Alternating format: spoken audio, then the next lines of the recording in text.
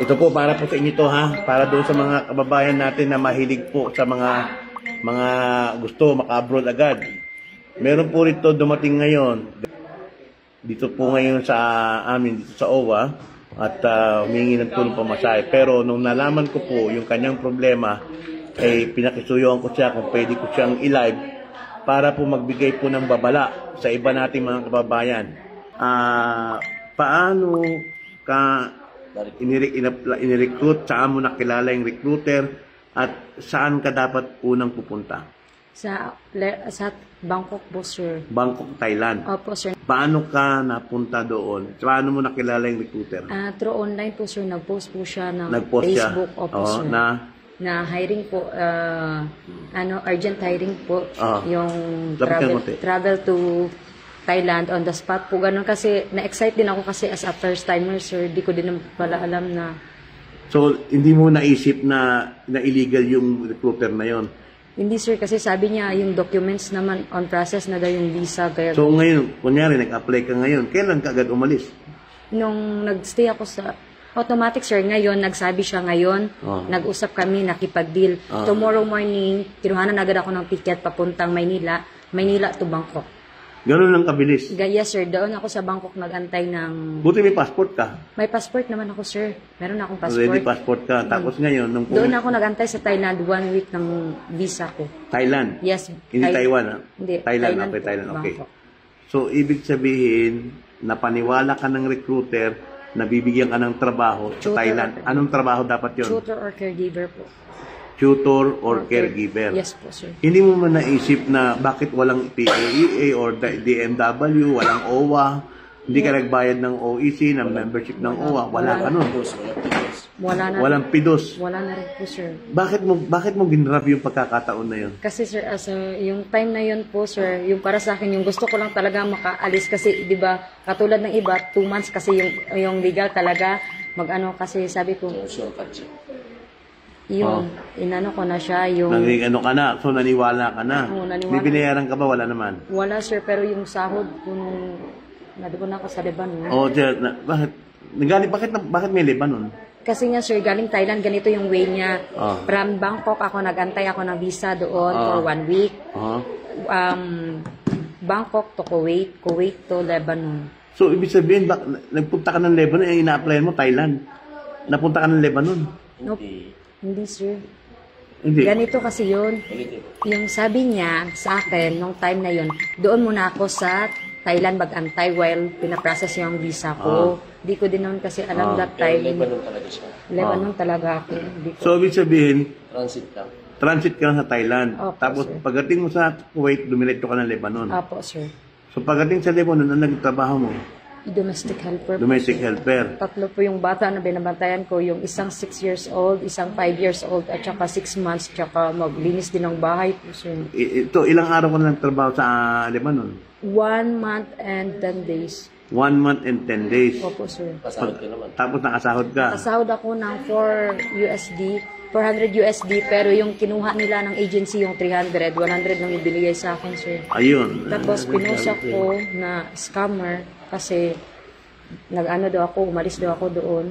Tumakas kasi. So, Paano ka nakatakas? Kasi nung time na yun, sir, binalik na ako sa agency ng employer ko kasi sabi ko, gusto ko na umuwi ng Pinas.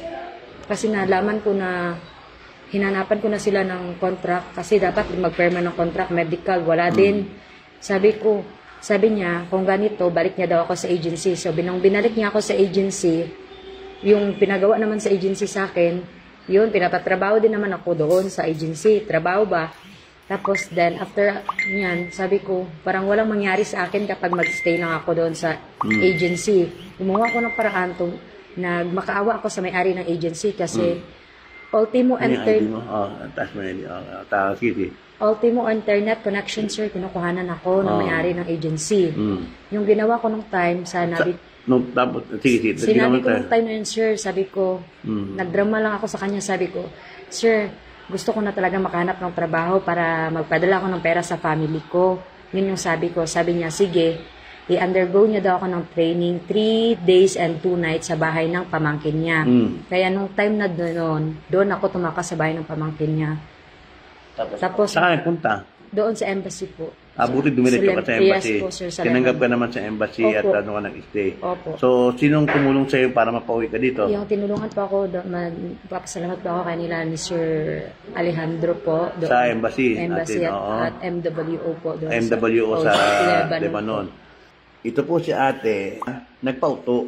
Nung sinabi sa kanya ng agent na siya ay lilipad na kinabukasan, ginrab niya agad yun. Sige, sasakay na ako.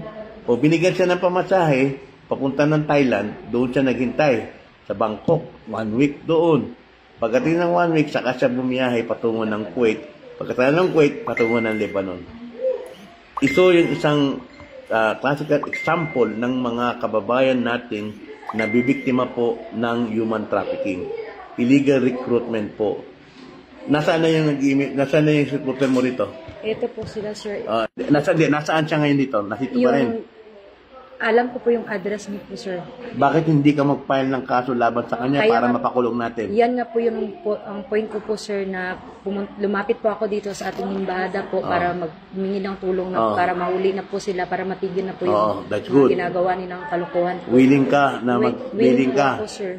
Sige, kukunin ko lahat sa iyo yung details mo. Opo, sir. Ipapasa ko sa DMW kay Attorney Gaines. Okay, sa illegal recruitment para mahuli natin yung recruiter na yan, ha? Yes po, sir. Kasi nakakaparwitso yan. Okay, wala kang ginastos, pero para ka na rin gumastos dahil yung sinahod mo, kinuha nila. Ba't hindi sila pahamak? At hindi ka mabuti, hindi ka napahamak. Lebanon yun. Naintindihan mo? Opo, sir. Oh, ayan. Paalala So, dyan. ano ang napala mo sa ginawa mo? Ano ang napala mo sa ginawa mo? Para sa akin po, sir, Taas ang boss mo. para sa akin po, sir, dapat bago po tayo pumasok sa isang bagay po, bago po tayo mag-desisyon, isipin muna natin, hanapan po muna ng license, Oh. at, Dumaan sa proseso. lumaan po sa tamang proseso po, sir. Yan. Hindi ka ikaw hindi mo naisip 'yon. Kaya nga, sir, yung kasalanan Nagsisi. ko, yung laking pagsisisi ko lang din po, sir, kasi nagpauto talaga ako. First time nagpauto, tapos napunta pa sa maling Sa maling pag-ibig. hindi po, sir, sa maling Pag-ibig nga. Oo, Kasi maling pag-ibig na. Umibig ka doon eh. Pumunta ka ng ano eh. Oo. Pero ako nagpapasalamat sa iyo dahil pinaunlakan mo itong ating panayam para magbigay ng babala sa iba pa. Okay? Si ate po nandito po sa amin ngayon sa OWA. Tinutulungan po siya ng OWA-RAD para mabigyan po ng pamasahe pauwi po sa kanilang probinsya. Mga sir, mga ma'am, Mag-a-apply. wala pong application patungo sa ibang bansa na overnight lang po nangyayari. Yung nangyari po kay ate, overnight po yan. Kasi dinabihan lang siya ngayong araw na ito na siya ay aalis, okay siya. Kinabukasan, nag-grab siya ng opportunity, binigyan siya ng pamasahe, wala nang kuskus balungos, bumiyahe siya patungo sa Thailand. Sa Thailand, stay siya ng 1 week doon bago siya pumunta ng Kuwait. Then, transit siya sa Kuwait, diretso siya ng Lebanon.